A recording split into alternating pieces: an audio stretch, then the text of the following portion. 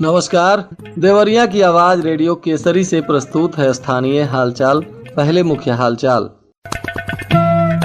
सभी थानों पर थाना समाधान दिवस का हुआ आयोजन।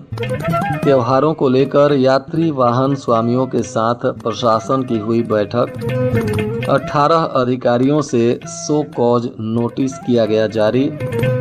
पिता की बंदूक से ही बेटे ने गोली मारकर कर ली आत्महत्या। और मेडिकल कॉलेज में अब ऑनलाइन रोगियों की हो सकेगी भर्ती। स्थानीय हालचाल के इस अंक के साथ मैं निकेत मिश्र। अब हालचाल विस्तार से। आज जनपद के समस्त थानों पर थाना समाधान दिवस का आयोजन किया गया। इसमें राजस्व के अधिकारी और पुलिस के अधिकारी मौजूद रहे।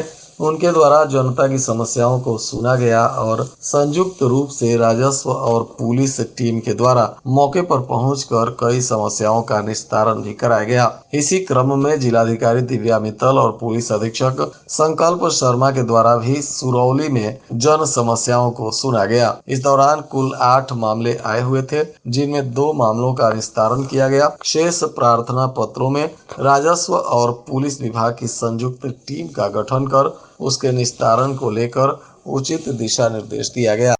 आगामी त्योहार और कानून व्यवस्था को लेकर मुख्यमंत्री के निर्देशानुसार परिवहन विभाग देवरिया और सहायक संभागीय परिवहन अधिकारी के द्वारा जनपद के बस वाहन स्वामियों और यूनियन के पदाधिकारियों तथा अन्य यात्री वाहन स्वामियों के साथ बैठक की गई। इस दौरान शराब पीकर वाहन का संचालन नहीं करने, क्षमता से अधिक यात्रियों को वाहन में नहीं बिठाने और यात्रियों के साथ अच्छा व्यवहार करने का निर्देश दिया गया। यथासंभव वाहन को साफ सुथरा रखने की बात कही गई, तो वहीं परिचालक और चालकों को वर्दी पहनकर गाड़ी चलाने तथा माल वाहनों में ओवरलोडिंग न करने, वाहन को निर्धारित गति सीमा में ही चलाने और सड़क सुरक्षा नियमों का पालन करने को लेकर आवश्यक निर्देश दिया गया। सुरक्षा के मानकों को वाहन में पूर्ण करते हुए यह ध्यान रखने को कहा गया कि चालक सदैव सीट बेल्ट धारण कर ही वाहन का संचालन करें। महिलाओं की सुरक्षा के दृष्टिगत निर्देश दिए गए कि सभी व्यावसायिक वाहन चालक कंडक्टर यात्रियों से सद्भावनापूर्ण और सम्मानजनक व्यवहार करें।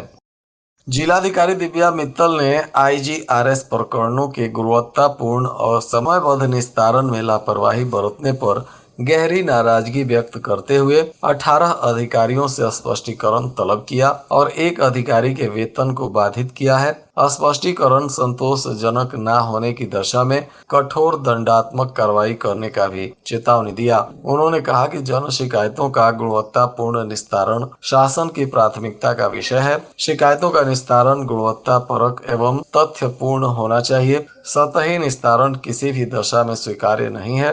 असंतुष्ट फीडबैक की वजह से जनपद की रैंकिंग प्रभावित हो रही है। जिन अधिकारियों का स्पष्टीकरण तलब किया गया है उनमें देवरिया के तहसीलदार, उप जिलाधिकारी सलेमपुर, तहसीलदार सलेमपुर, थानाध्यक्ष कोतवाली, थानाध्यक्ष रुद्रपुर, थानाध्यक्ष गौरी बाजार, उप जिलाधिकारी बरहज इत्यादि का नाम प्रमुखता से शामिल। इधर बरहज क्षेत्र के मोहरा गांव में एक युवक ने पिता के लाइसेंसी राइफल से गोली मारकर खुदकुशी कर ली। सूचना के बाद पुलिस मौके पर पहुंची और शव को कब्जे में लेकर पोस्टमार्टम के लिए भेज दिया। घटना के बाद से परिवार में मातम पसर गया है।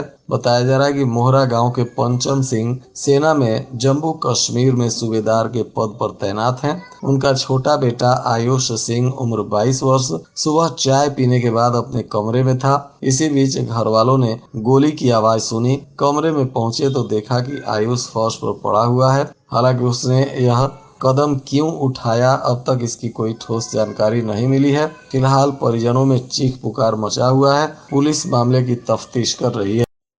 देवरिया के मेडिकल कॉलेज में अब हाईटेक व्यवस्था को लेकर काम किया जा रहा है। बताया जा रहा है कि कार्यक्रम के तहत ऑनलाइन प्रणाली लागू की जा रही है। इसके मद्देनजर मरीजों के ऑनलाइन भर्ती और डिस्चार्ज की व्यवस्था 2 नवंबर से शुरू हो जाएगी। इसकी तैयारी को अंतिम रूप दे दिया गया है। प्रथम चरण में ओपीडी के सभी विभागों में यह व्यवस्था लागू की जाएगी। इसके बाद चरणबद्ध तरीके से हर जगह इसकी व्यवस्था शुरू होगी। इस व्यवस्था के शुरू होने से कुछ पारदर्शिता जरूर आएगी, जबकि मरीजों और तीमारदारों को परेशान नहीं होना पड़ेगा और उनके समय की भी बचत होगी।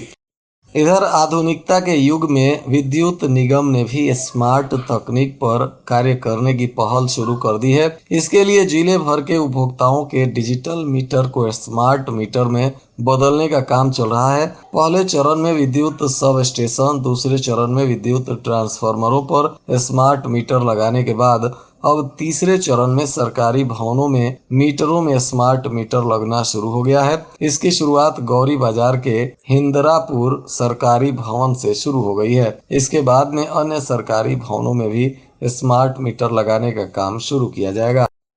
नगर पंचायत सलेमपुर में नायब तहसीलदार गोपाल जी के देखरेख में टैक्सी स्टैंड के ठेके की नीलामी गहमा गहमी के बीच हुई। इसमें एक महिला समेत 2 लोगों ने भाग लिया। मंजू ने 10,20,000 रुपए की सर्वोच्च बोली लगाकर नीलामी अपने पक्ष में कर ली। दूसरे नंबर पर बोली लगाने वाले अशोक रहे। उन्होंने 10,11,000 की बोली लगाई थी। इस वजह से मंजू को सर्वाधिक बोली लगाने के बाद यह टैक्सी स्टैंड उन्हें अधिकृत किया गया। सलेमपुर में एक मैरिज हॉल को लेकर पुलिस प्रशासन और संयुक्त व्यापार संघर्ष समिति की बैठक हुई, जिसमें व्यापारियों ने पुलिस प्रशासन को नगर की समस्याओं से अवगत कराया। वहीं इसमें एडिशनल एसपी दक्षिणी सुनील कुमार सिंह और सीओ ने व्यापारियों की सुरक्षा के प्रति जागरूक किया। सीओ दीपक शुक्ला और कोतवाल टीजे सिंह ने धनतेरस, दीपावली और छठ जैसे महत्वपूर्ण पर्व पर व्यापारियों के समक्ष आने वाली दिक्कतों को लेकर यह बैठक बुलाया था। संयुक्त व्यापार संघर्ष समिति के अध्यक्ष सतीश चंद्र जायसवाल ने नगर में आए दिन हो रहे जाम की समस्या, ठेला, खोमचा इत्यादि को लेकर बीच सड़क पर ठेला लगाकर आवागमन बाधित करने से लोगों को हो रही परेशानियों पर ध्यान आकृष्ट करते हुए इन समस्याओं के निजात को लेकर अभियान चलाने का आश्वासन दिया।